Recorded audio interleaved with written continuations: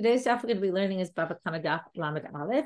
This week's learning is sponsored by Tova and David Kestenbaum in honor of the recent birth of their grandsons, Suri Amiyad, born to their children Mira and Eitan Kestenbaum, and Yehuda Shalom, born to their children Daniela and Amit Nistimpover. May their parents merit raising them in the ways of Torah, mitzvot, and good deeds, and may the simcha be a blessing for Am Yisrael. Amen. And today's daf is sponsored by the Hadran women of Long Island in honor of Dora, Chana, Har, and Evie. As we share in our daf sister Dora, Chana, Har, and her family's joy and gratitude as Evie, Chava Naama Badar Bachana, completes her chemotherapy. May Evie, all Cholei Israel, and our brothers and our sisters in captivity speedily experience refuah of the Yeshua. Amen. For continued refuah shlema. Okay, we are going to start now on the top of Lamed Aleph Amud Aleph at a Mishna. Shnei Kadarim. We have two people. Okay, we finished the very top in yesterday's daf, so we're going to start here. Shnei Kadarim Shayu Malachim Ze Achar Ze. We have two potters. That means they both made pots, and they're walking with their pots in the street. And what happens? One is behind the other. We're going to have a whole thing about this also in the next Mishnah. Depends how you're walking, who's expected to see what. Right? If you think about, I want you to think in your head, because it's not going to necessarily be the same, about car accidents. Car accidents, we often say, again, somewhat depends on the circumstances, but the person in the back is always responsible to see. The person behind, if they didn't see it, the person stopped short, right? It's their fault usually. So again, this is going to be partly what we're going to discuss later on today. So two people are walking one after the other. Nitkal harisham v'nafal. The first one trips somehow and falls. We don't know how. They just tripped and they fell. So first one falls. He falls, his pots fall, everything breaks. Nitkal hasheni barisham. Now he's on the floor, his pots are on the floor. The second guy trips either over the person, probably over the person, we'll see, possibly over his kelim, and gets hurt as a result of the first person. Harishon chayav b'niskei sheni. The first one is liable for damages to the second one. Now we're going to have to figure out, again, this is our problem, that we have a Mishnah that says, again, going way back, not so way back, but a few dapim back, Adamu ad l'olam. People are always responsible for their actions, no matter what, was basically the gist of that Mishnah. And then we start to see all these detailed cases. And while the cases are very detailed, they're not telling us really all the details, right? We don't really know how much time elapsed between the first fall and the second fall, right? Was it a case where the person could have gotten up and they didn't, right? It's not clear. Was it an immediate pile up, like an accident, one step short, the other, bang, bang, bang, bang, bang, and a bunch of cars are involved? So it's unclear. They don't give us all the details. But the details that we do know are the first one is liable. So we have to come up with a circumstance why the first one would be liable. This seems to go against what we say about car accidents. If you're in the back, you should be paying attention to what's going on in front of you. This doesn't seem to expect the second one, the one in the back, to be paying attention. So now I'm a Rabbi Yochanan. Don't think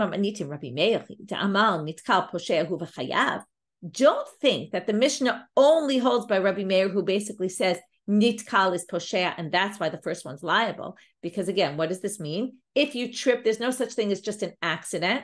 It's your fault. And because it's your fault, then you cause someone else to be damaged based on your fall, and you were at fault for your fall, and therefore you're liable, which would mean, though, that the Mishnah doesn't go by the rabbis who think nitkal is not a poshea. An accident is an accident. We don't make you responsible. Ela afilu leRabbanan ta'amre anusu upatur. He's going to say, even the rabbis who say, if you fall. Now, again, this goes back to our whole discussion a few days ago about, are we talking about bishat nefila, at the moment they fall? Are we talking about la'achar nefila, after, when they didn't pick up the pieces? So now we're going to say, even Rabbanan who said, the first guy who fell, it's not his fault at all. It was an accident. Maybe there was a bump in the road. We don't know why he tripped and fell. But here he's liable. Why? Again, we're adding details that we didn't know what the situation was discussing. But the case, and again, Rabbi Yochanan uses his common sense and says, I don't want this Mishnah to just be Rabbi Meir. So therefore, let's figure out a way that we can work it in with the rabbis. It must be a case where, let's just give it a random number, 5 minutes elapse, right? What happens? You fall down. You're in shock. You can't move at that exact moment. You're a bit in shock. You might be bleeding. You might you assess the damage. You figure out, can I walk on it? You're in that state of, I can't do anything right now. So, and maybe that's going to be the question. What can or can't you do? That's going to be a little bit of the debate here between Rabbi Yochanan and Rav Nachman bar Yitzchak. Now, right, one time I was walking with my sister-in-law on the street, and in Ranana, often you have these streets where the sidewalk has some tiles that are out of whack, and one was a little higher than the other. One of us, I can't even remember which one, was carrying a salad, tripped, fell, the salad bowl smashed to pieces, right? Big mess on the street. It's exactly this kind of a thing, okay? So person tripped on the floor, glass broken all over, okay? Now, what's the problem? Well, the problem is, at a certain point, we have an expectation that you're going to get up off the floor. And therefore, if someone comes and trips over you, it's not their fault, okay? Because it's your fault, because you didn't get up. Now, it's interesting, because what happened to liable? People have to look where they're going, right? Although we did say some people think you're not expected to look where you're going on the street. And it's the responsibility of the person who didn't get up. They caused the damage. Rav Nachman bar Yitzchak Kamma. Why are you assuming the case is 5 minutes later, once you could have gotten up and you decided not to get up? He said, even in an earlier stage, you're in that state of, oh my God, I can't get up, assessing the damage. My foot's broken. My foot maybe is scratched up. I have blood coming out. I don't know what. But at that moment, we don't expect you to be in such a state of shock that you can't do anything. Now, you might not be able to get up, but what can you do? Hayalola is here, below his heel. Start screaming, watch out. I'm here on the floor. Notice me. Okay, that's what the person should have done. Okay, we get it that you can't exactly get up, but at least warn the person who's about to walk into you that you're there. So this is a fascinating debate between Rabbi Yochanan and Rav Nachman bar Yitzchak. What do we expect of a person when they're in a state of shock? Okay, and again, maybe you call it shock. Maybe Rav Nachman bar Yitzchak doesn't think you're going to be in a state of shock when you fall on the ground. Okay, get yourself together and scream out, watch out. Okay. Whereas Rabbi Yochanan says, no, you're busy, you're focused on yourself. And it's very interesting because in general, we're always taught not to be only focused on ourselves. But there are moments where you're going to be focused on yourself because you have no choice. You're bleeding, you're this, we don't know. So it's a very interesting debate here about what our expectations are of this person when they fall on the ground. Do we expect them to be aware of their surroundings and think about other people at that moment and warn them or not? So basically, they're going to have a machloket about what the case in the Mishna would be about a case where the person, right, within those first few moments where the person isn't physically ready to get up, but do we expect them at least to scream or warn or not? So now we're going to say Rav Nachman Amal. We're going to explain Rav Nachman, even though we already did. Gemara is going to say, Kevan de lo hayo la'amod, lo hayalo la'ashil ditali. Rav Nachman uses the tarid argument. Tarid is he's bothered, he's focused, he's dealing with his issue. And because of that, we don't expect him or her to deal with anything else. You're not expected to say anything. So therefore, Rabbi Yochanan is going to say the Mishna is only when, right, a certain time elapses where, depending on what kind of fall you had, where you can actually already get up. So now we're going to do the following thing. We're going to have the next Mishnah, which is actually on our daf today, this line of it not, but we'll start from the beginning and we'll read it now, and then we'll read it again at the end. And and another braita, and the structure is going to be exactly the same. We're going to say, isn't this the case like this? And therefore proof for Rav Nachman bar Yitzchak that if you could, even though you're busy dealing with whatever happened, you still could call out and say, watch out. Or do we not expect that? Okay, so first we're going to say, this looks like Rav Nachman bar Yitzchak. Then we're going to say, no, that's not necessarily the case. We could explain according to Rabbi Yochanan. Then they're going to say, well, then something doesn't make sense in the wording of that Tanaitic source. And then the Gemara is going to answer it. So in the end, we're going to be left with, and it's the exact same structure in both, very parallel sugya. And then we're going to be left with both of these sources could be explained according to Rav Nachman bar Yitzchak, could be explained according to Rabbi Yochanan, in which case we don't have a source to prove Rav Nachman bar Yitzchak. So let's read. Let's just go for a minute to the end of our daf and read the Mishnah there. Like I said, we'll read it again at the end of the daf, but now we'll see it here. Ze baba chabito v'ze baba korato. We have one person, forget two kadarim, like our Mishnah, both walking with the pots they created. We now have a person walking with a barrel and another person walking with a beam. We quoted this earlier because it's another Mishnah that switches from chavit to kad. One's with his barrel, one's with the beam. Nishbera kadosh shel zeh b'korato shel zeh, right? A beam normally could go right into the chavit. If they smash into each other, patul. Both of them are exempt. Now, it doesn't say this in the Mishnah, but all the commentaries say what we're talking about is they're both walking side by side, okay, which means they each should have noticed the other, okay, or they're walking facing each other. One's coming in one direction, one's coming in the other, and they bump into each other, where again, both should have been looking forward and noticing, so no one is more responsible than the other. But Haya Baal Korah Rishon Ubal Chavit, and then it says both have permission to be there, and they both should have noticed the other. Haya Baal Korah Rishon Ubal Chavit Acharon. If the guy with the beam is walking in front, which means the guy with the barrel knows that the beam could break his barrel, and he's walking in the back. This goes back to the car thing. Whoever's in the back should be aware of what's going on. To an extent, we're going to see. Since the guy with the barrel is walking in the back, he should have noticed, right? Keep your proper pace, right? Don't go too close, like when you're driving. Keep a certain distance between you and the driver in front of you. So don't go too close to him. So then in case you go a little faster, well, you'll bump your chavit into his korah. Your chavit will break your barrel, but that's his fault. That's your fault because you weren't paying attention. However, here's the key line. Im amad bal korah chayav. If the Baal Korah stopped short in an unexpected way, that you didn't think he was going to stop short, and he stopped short and then breaks your barrel, even though you're behind, he's liable. But imamar leBaal Chavit Amod patur. But if he said, I'm stopping short, watch out, then he's exempt because he warned you. Let's see now what we're going to do with this. So now the Gemara says, Tanan. Let's quote this Mishna. Okay, we're going to quote this line. Haya Baal Korah Rishon uBaal Chavit Acharon, the second case, when they're walking one behind the other and the barrel is in the back. Nishbera Chavit Korah patur. V'mama Baal Korah chayav. But if the Baal Korah stopped, he'd be liable. Now, question is, for what reason did he stop? Well, my love, amad lekatef, was it not that he stopped to lekatef? Katef is your shoulder. What he meant is to fix the beam that was falling off his shoulder.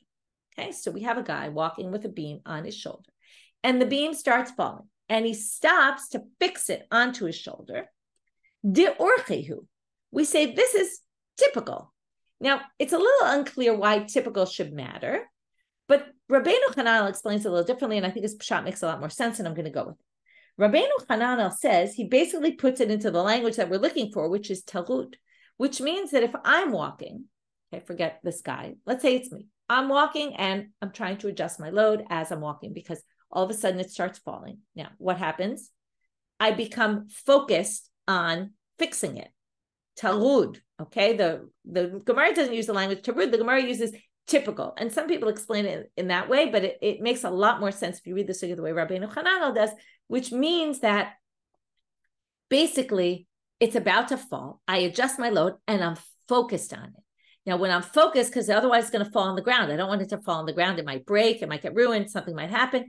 I'm trying to prevent it. I'm focused right now on what I'm doing. Tarud, that same word. And I can't be expected, right? Now the question is, am I expected to say something or am I not? So let's look at what they say. According to the Mishnah, if I stopped, I'm actually liable, even though I was tarud. Now, why can I be liable? Here, the only reason I could be liable is because we expect me. Okay, I can't, not stop because, I have no choice. It's about to fall. I have to stop. But I should at least warn you. We expect that even though I can't stop, I can warn you. Even though I can't not stop, I can still warn you. And that's Rav Nachman bar Yitzchak.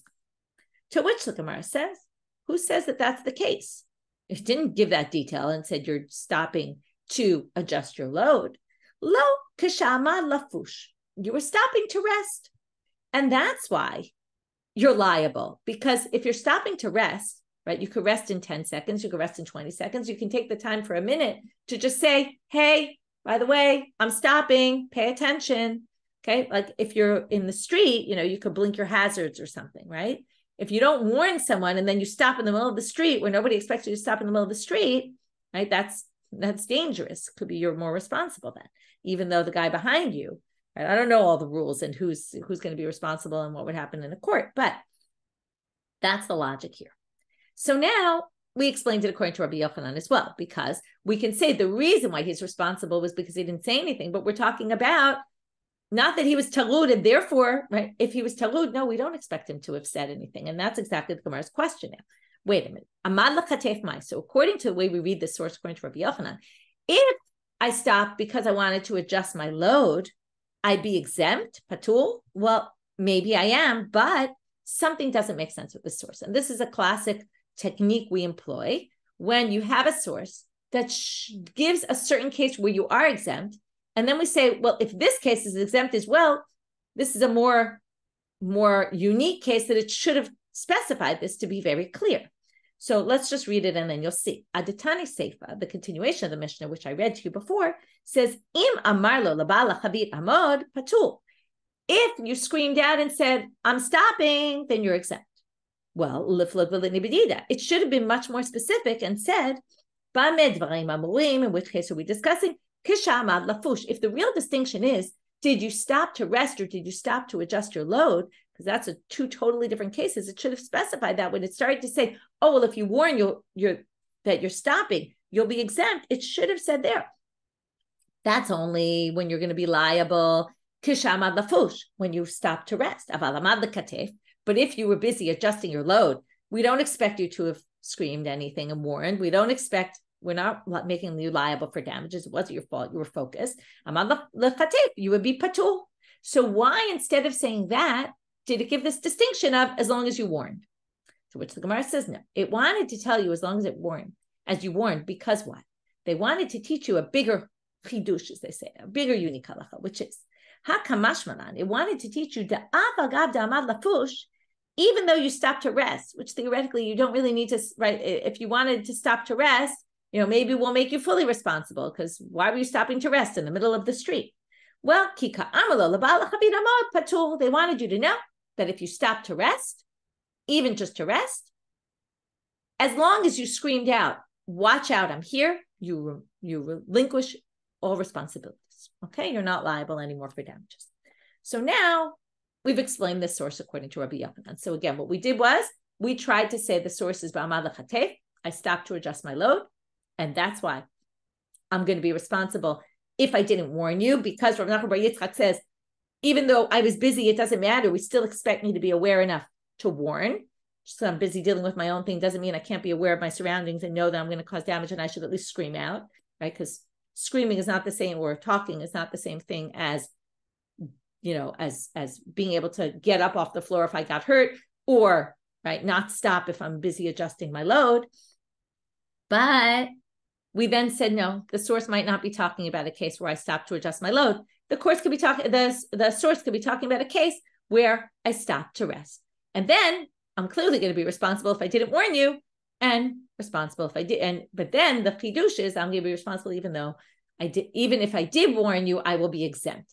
And that's why we had this question, why didn't it say difference between amad lafush, amad l'katef? And then they say, well, it could have, but it wanted to teach you a new thing, which is even if you're only resting, you still, as long as you warn, you remove any responsibility. Okay, same exact thing we're going to do with this next source. Tashma. Hakadarim v'azagagim shayu malchim zeh achar zeh. First, we're going to bring the source for the same reason as we just did, and then we're going to actually go into the source more in depth. That's going to take us through most of our depth. So we have kadarim and zagagim. It's just another example. People who make pots or people who make glass jars, glassware. Shayu malchim zeh achar zeh. Again, they were walking one after the other. It's a braita. It's going to basically start with our case, but develop it more. Our case of the next Mishnah. Nitkala rishon v'nafal. So the first one falls. Nitkala sheni barishon. Sorry, it's like our case here. And then this Mishnah, I just got confused for a minute. It's like this Mishnah. So the first one falls and is on the ground. Nitkal sheni barishon. And now the second guy gets tripped because of the first person who's sitting on the floor. V'hashlishi b'sheni. But here we have a pileup. Okay, we've got a whole bunch of people here. This one, that one. That does sound like the Three Stooges. Good example, Gita. Okay, so now Rishon chayav b'niskei sheni, v'sheni chayav b'niskei shlishi. It seems pretty simple, although Rava is going to complicate it further down. But right now, it seems pretty simple, since the second person tripped over the first, and the third person tripped over the second. Just like the first one's responsible for the damages he caused to the second person is responsible for the damages they caused to the third person. If it was the first person who caused damages to both the second and the third, which is going to be the very last thing we're going to deal with before we get to the next Mishna, what exactly would be a case like that? Rishon chayav b'niskei kulam. The first one is liable for damages for all of them. Now, if each one warned the next one, then they'd all be exempt. Now, okay, what does this have to do with anything? Well, my lav shelo haya lehen la'amod. So they say, why don't we just assume? Now, why they say this, we don't know. But right now, they want to bring it as a proof for Rav Nachman. And they say, seems like it's a case where it's happened right away, and they didn't have enough time to get up. But what? They're liable. Why are they liable? First one's liable for the second damages. Second one's liable for the third damages. What the third's damages? Why? Because obviously they should have warned, and they didn't warn. What do you see here? Just because they didn't get up doesn't mean that we don't expect them to be able to warn. And if they don't have enough time to get up, they still should have enough time to warn. That's Rav Nachman bar Yitzchak. To which the Gemara says, no, let's just assume it was the case where they could have stood up and they didn't. Number one, decided I'm just going to stay on the floor for a while, comfortable down here, and didn't really think, oh, maybe I should warn, and that's their problem. Ava, now we're going to do the exact same thing. Okay, so wait a minute then.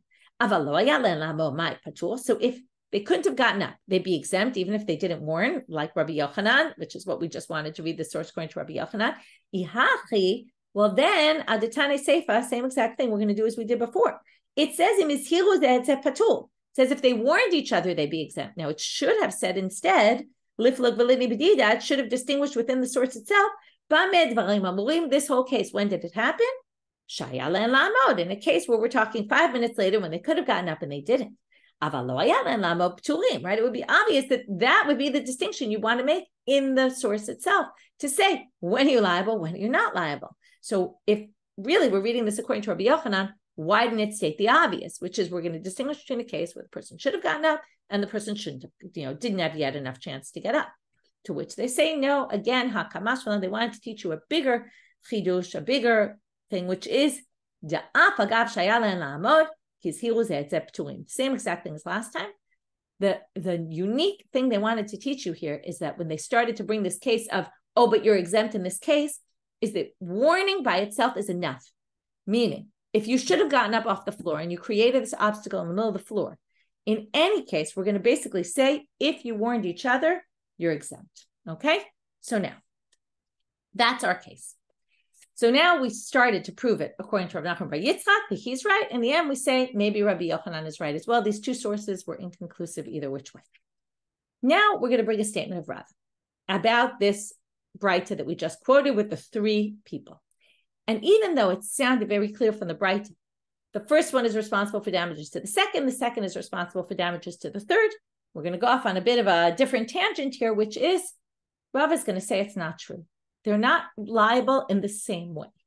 Okay? And then we're going to have to figure out why. What did Rava mean by this? We're going to have the first way we understand Rava. We're going to reject it. Go with the second way of understanding Rava. We're going to reject that and then go back to the first and say, well, what about the difficulty on the first? And we're going to resolve it. And that's going to take us almost till the next Mishna. So Amar Rava, Rishon chayav b'niskei sheni, ben b'niskei gufo, ben b'niskei mamono. The other thing I just want to tell you as a parenthetical comment is that there's different ways in the Rishonim to understand this entire sugya and what this means and who this is referring to. And there's different, as we say, girsaot, there's different versions of the text which lead to different commentaries. I'm going to go with Rashi, and a lot of the Rishonim agree with him as well about this. I'm going to read it in that way, but know that there are other ways to read this sugya. So according to Rava, the first one is liable for the second one's damages, ben b'niskei gufo, ben b'niskei mamono, whether it's, okay, now here it gets a little bit tricky, okay, because it's whether with his body or with his mammon. What's the problem? Problem is it doesn't say whose body, whose property. Because remember, both people are carrying jugs. So both people, they fall and their jugs get broken. The first one, right, on his own falls, and the second one from the first one. So we're now going to say, the way, again, this is Rashi, the way to understand ben b'niskei gufo, ben b'niskei mamono means whether the first person, okay, let's say I fall, and then I damage you with my body because you trip on my body, or I damage your kelim with my body, or I damage with my vessels, meaning like the cases we saw before. I trip, I fall, my vessels break, and you get injured by my vessels. So whether it's my vessels, whether it's my person that causes the damage, I'm going to be responsible. But the second person that I injured, who's now going to injure a third person, is less responsible. In what way? They're only responsible for nizkei gufo. They're only responsible for damage caused by their body, but not if their vessels injure the third person, okay? Or the third's kelim, okay? Vessels. We don't know exactly what. We're going to see. It's unclear about what gets injured. Right now, we're talking about what causes the injury. So now the Gemara is going to say, I don't understand him. So we didn't explain this yet. We don't understand yet. Neither is the Gemara. I don't understand. If someone who trips is called someone who's negligent and we're going to make them responsible, then what's the difference between the tripping of the first and the tripping of the second? Both of them tripped, and therefore both should be fully liable. So why are we making the second one less liable? And then that would be Rabbi Meir. If you say, no, it's the rabbis, and nitkal is lav posheh, we don't hold the person who trips responsible for their actions, then afilu rishonami lipater. Then the first one should be exempt. So why are we making, right? It doesn't make any sense. So moving now to Amud Bet, now we're going to get our first answer. Rishon vadai posheh. We're actually going to distinguish between the accident of the first and the accident of the second. We're going to say the accident of the first was considered more intentional because they didn't trip over a person, right? There was nothing there. Somehow they tripped. We don't know. Okay, maybe it was a little bump in the road like I talked about when I tripped, but maybe they tripped over nothing. Maybe they're just clumsy. So that person we're going to make responsible, therefore, for damages they cause from their body and damages they cause from vessels that go flying out of their possession. But Sheni, the second person, now remember, hayalo la'amod velo amad, right? They should have gotten up and they didn't. So now, since they were a poshea and they got here out of negligence, and we're going to make them responsible for being negligent, so that's their problem. They're going to have damages across the board. Sheni agufa mechayev the hayalo la'amod velo amad, but amamuno patul. And this is something we saw in Chitapim ago, I think it was, but we didn't exactly fully understand it. We'll get a little better of an inkling of understanding it, but still the logic eludes us a little bit, which is what? The second person, we're going to assume it was more of an accident because they didn't see the person, right? There was this person on the street, which usually isn't, right? You see it eye level, right? This is on the ground. You didn't notice there was a person there. You trip. Okay. Now, hayalo la'amod velo amad, right? So now the second guy doesn't get up off the ground after they fall, and they could have. We're talking about 5 minutes elapses. I'm just using that as an example. They don't stand up. So now they're liable for damages they cause, even though they got there by accident, but they should have gotten up.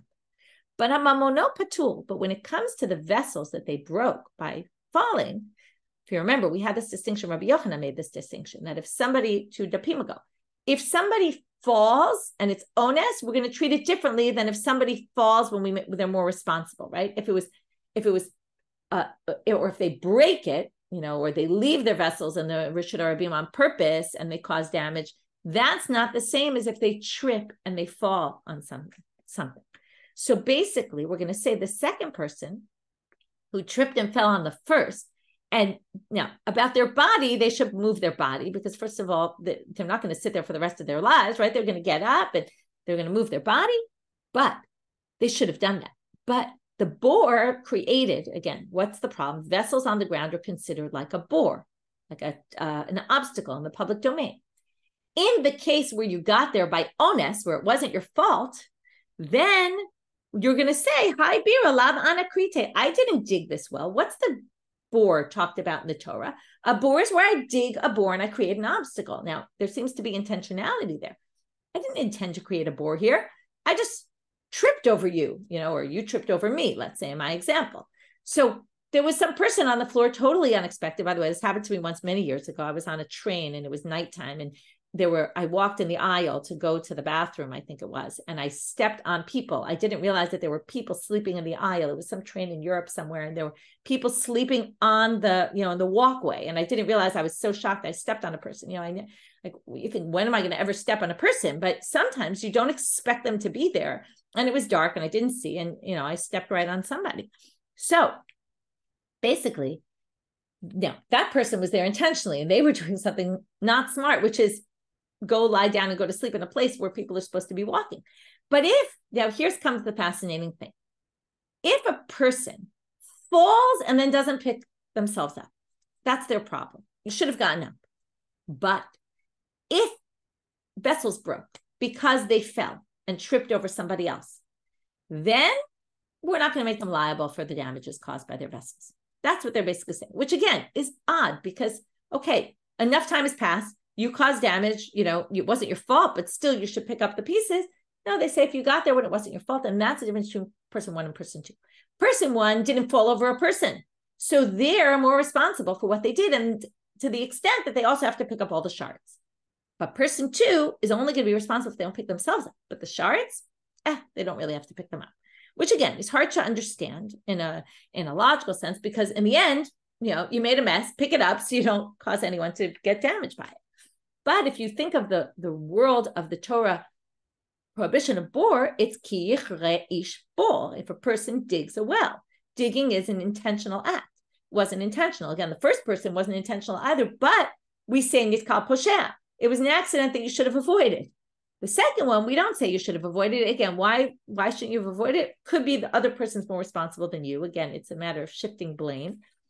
Or it could be we just assume that you're not expected to be looking at that kind of thing, and therefore we don't hold you responsible. So that's the first explanation of Rava. And that's what it means again. Damage you cause from your body and your property causes the damage, versus the second person where it's only going to be body damage caused by their body, but not by their property, because we expect them to pick up their body at a certain point. We don't necessarily expect them to pick up their shards because they got there all by accident. To which the Gemara brings a Tanaitic source that seems to contradict. Meitive. When it talks about the case with the three people, it says, Kulan chayavim al niskei gufan uptulin al niskei mamona. First of all, in the source we saw, they didn't make any distinction. It just said the first one's responsible for damages to the second one's responsible for damages to the third. Comes Rabbi and says, well, not the same, which maybe you could read into that source. But this source, talking about the same thing, says they're all liable for damage. Now, again, if you assume niskei gufa means damage caused by their body, and they're all exempt by damage caused by their property. All sounds like all. First, second, third, right? Anyone who causes damages. My lava filu rishon does that. It sounds like it includes even the first, which means that Rav is wrong. It's not bein b'niskei gufo, bein b'niskei mamono, both. The first one's going to be responsible for both that and that. Sounds here like no one's responsible for damages caused by their vessels. To which they say, lo, levarmi rishon. I'll just explain it simply. Everyone except the first, to which the Gemara says, obviously, but it says all of them. If you meant not the first, you would have said all of them except the first. Why would you say all when you only mean all, meaning all the subsequent people, but not the first? Maybe when it said all, it meant all the ones who were damaged. Remember, the first one wasn't damaged, right, by someone else. The first one just tripped. The second one was damaged by the first. The third was damaged by the second. The fourth was damaged by the third, assuming the case goes on. And kulan means all those who were damaged by someone, which would exclude the first. Well, still they don't like that interpretation. They say, hi, mine. Yeah, it still doesn't really work. If you said even the first, then you would say, right, if it included the first, you would say that's why it used the language of all of them. But if you wanted to exclude the first one, you wouldn't say, my kulan. Why would you say kulan? Litne hanizakin. You would have just said, those who were damaged are only damaged, right, or only liable for damages in their body, from their body, not from their vessels. So this doesn't really work, this reading. So we push Rava aside for right now, this interpretation of Rava, and we say we must have misunderstood Rava. Ela amar Rava. Rava must have said the following. Rishon chayav, bein b'niskei gufo d'sheni, bein b'niskei mamono d'sheni. And now we're switching the gufan and mamonan, not what did I damage with my body, with my money? What did I damage of the second person? I damaged their body. I damaged their property. So now we're going to say the following. So Rishon Chayav, the first person, I was the first one. I tripped for no good reason. I damaged your body or your vessels. I'm liable for both. But Sheni, when you tripped and fell and you caused damage to a third person, Chayav b'niskei shlishi b'niskei gufo, you're going to be liable for damage you caused to the body of a third person. Aval lo b'niskei mamono, but not damage caused to their property. Okay, now, my timer, what's the reason? Now we have to think about the reason.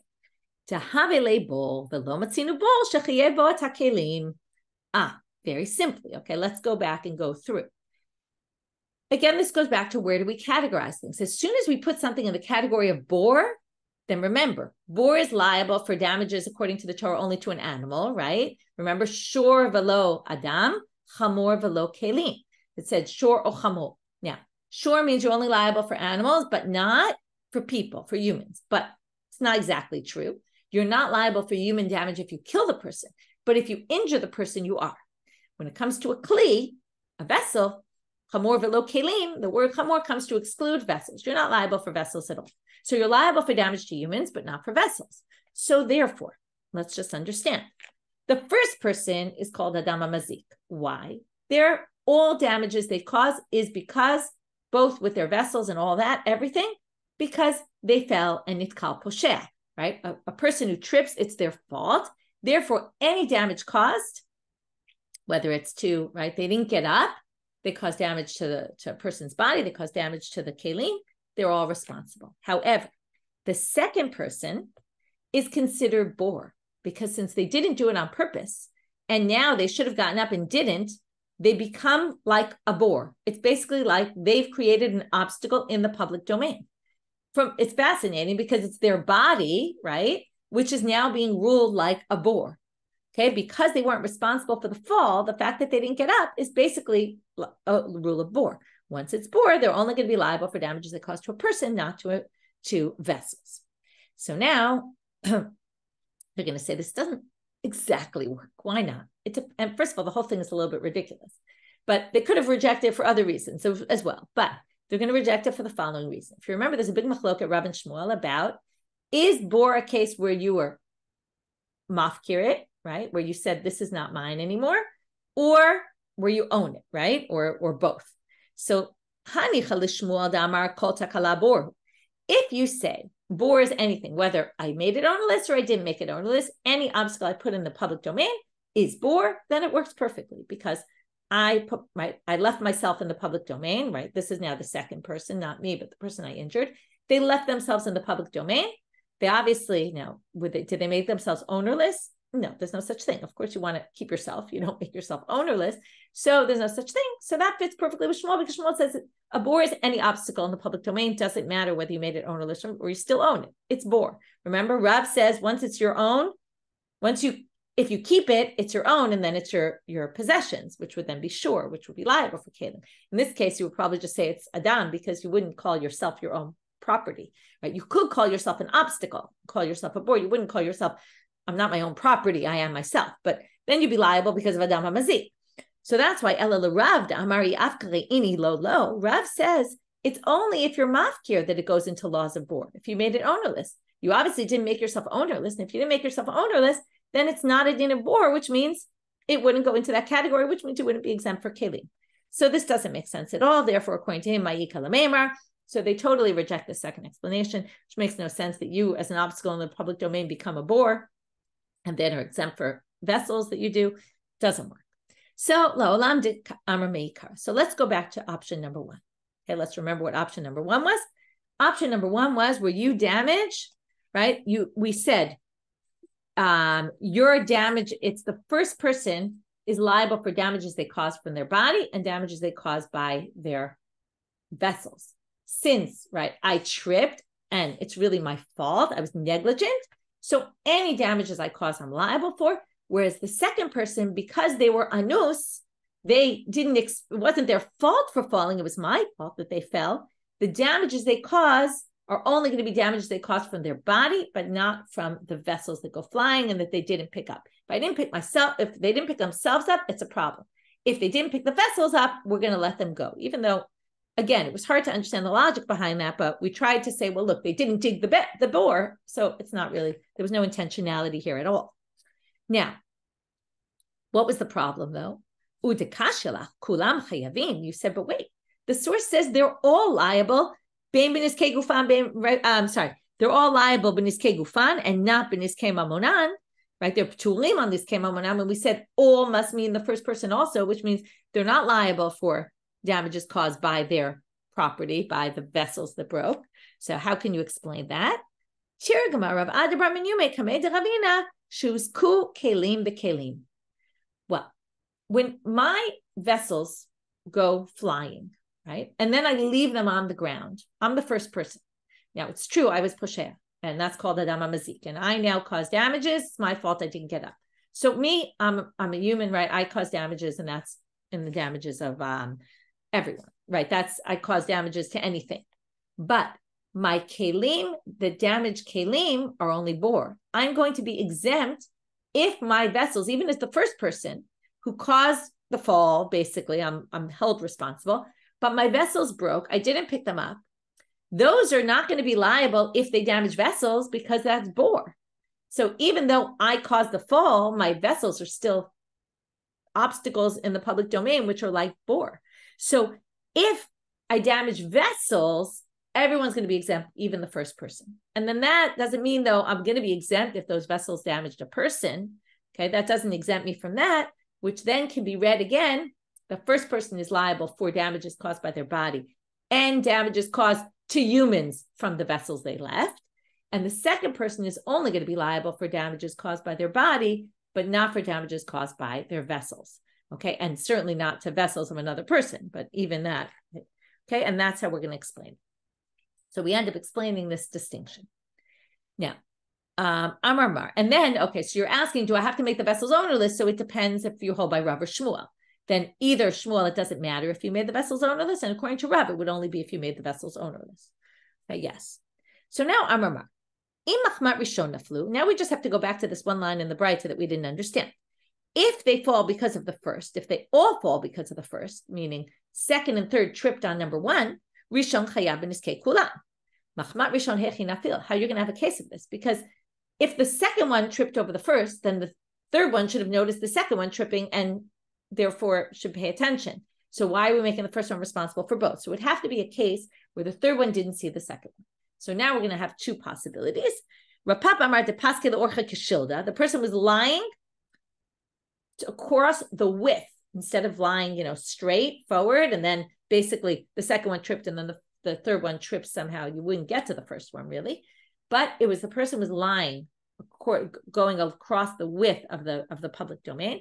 So one person hit on the left side and the other person hit into him on the right side. Okay, and then you would have a case where both hit, not really having noticed the other.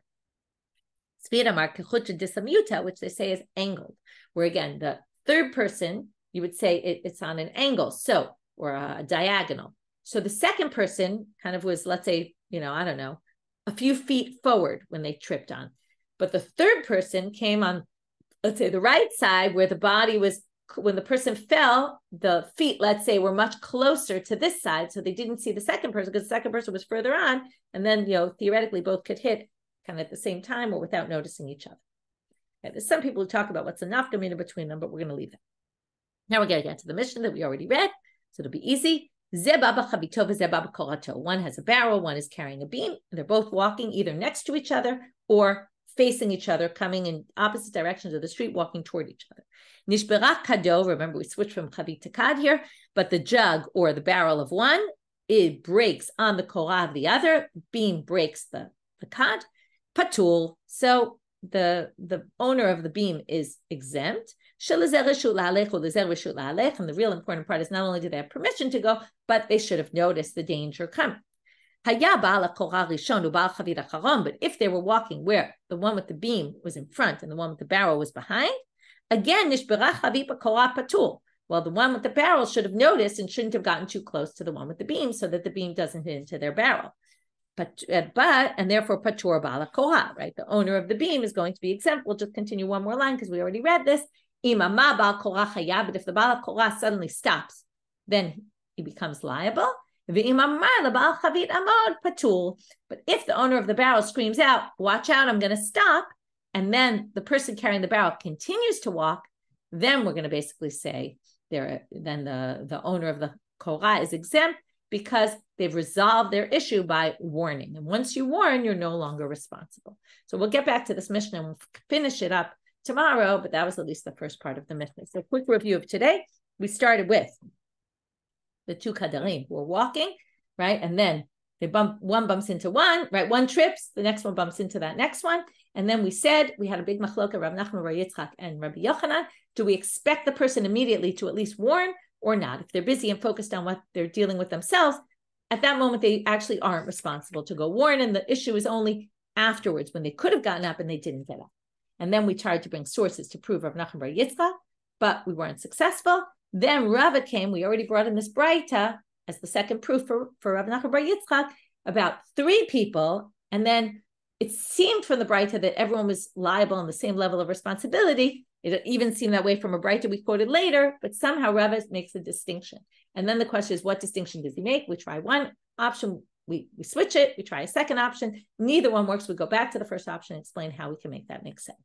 And then we finished up with the next Mishna. That's it for everybody. For today, wishing everybody a great day, hoping for good news.